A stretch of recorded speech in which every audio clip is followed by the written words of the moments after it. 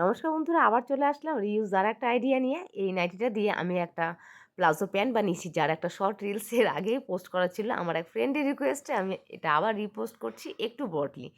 নাইটিটা প্রথমে ফোল্ড করে ফ্লোরের ওপর পেতে নাইটির আপার পার্টটা কেটে বাদ দিয়ে দিলাম। এরপর আমি যতটা লম্বা রাখবো প্যান্টটা, সেই হিসাবে আমি ফিতেটা ধরে আমাকে ড্রয়িং করতে হবে।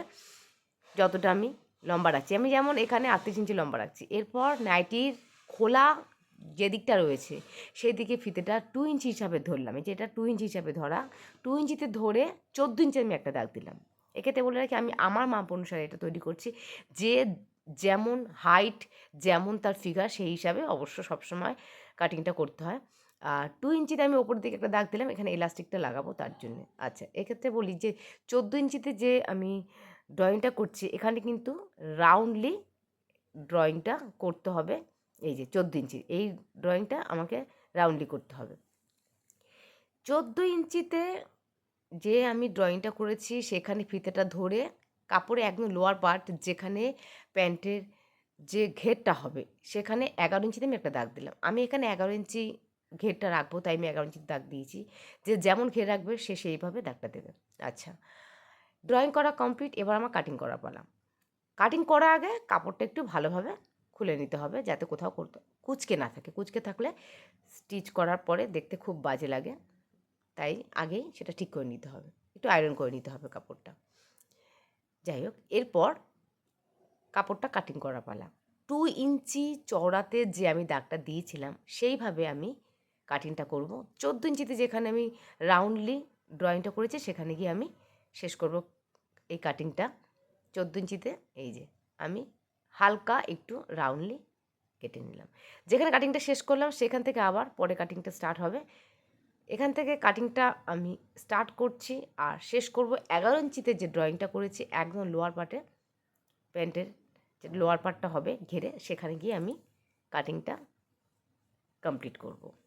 প্লাজো প্যান্টে একদম সিম্পল ড্রয়িং, সিম্পল কাটিং আর সিম্পল স্টিচ, ভীষণ সহজ।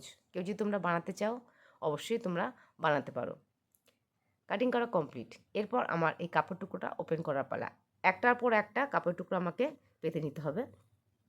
যেহেতু এটা মানে একদিকে প্রিন্ট রয়েছে, একদিকে প্রিন্ট নেই, বোঝা খুব সহজ। কিন্তু যে সমস্ত কাপড়গুলো বোথ সাইডে সেম, সেক্ষেত্রে একটু কোন দিকটা সোজা সাইড, কোন দিকটা উল্টো সাইড একটু বুঝে আমাদেরকে বসাতে হবে। যেভাবে কাপড় টুকরোটা আমরা বসাবো, সেভাবে আমরা স্টিচটা করে নেব। এই যে আমি একটার পর একটা সাজিয়ে নিয়েছি, এইভাবে আমাকে স্টিচটা করে নিতে হবে। তবে এটা কাপড়টা আমি উল্টে নিয়েছিলাম। আচ্ছা, আমি স্টিচটা করে নিচ্ছি। স্টিচটা করার পর আমি দেখিয়ে দিচ্ছি, একটা প্যান্টের আকৃতি কিন্তু মোটামুটি চলে এসছে। দেখো এইভাবে রয়েছে। এবার আমাকে ঠিক মিডিল জায়গাটা ধরতে হবে। এই যে মিডিল জায়গাটা ধরে আমাকে এটা উল্টো করে নিতে হবে, তাহলেই আমরা একটা প্যান্টের যে আকৃতি চলে এসছে, আমরা সেটা দেখতে পারবো। এই যে দেখো, ব্যাস হয়ে গেল। এরপর একটা ট্রায়াঙ্গেল কাপড়ের টুকরো দেখাচ্ছি। এই কাপড়ের টুকরো দুটো কিন্তু আমাকে, এটা 14 ইঞ্চিতে আমি কাটিংটা করেছিলাম, ওখানে আমাকে জয়েন করতে হবে। জয়েন করে নিচ্ছি। আর যে সেলাই দুটো বাকি ছিল, সেই সেলাই দুটো আমি করে নিয়েছি। নিয়ে আমার প্যান্টটা কিন্তু রেডি হয়ে গেছে।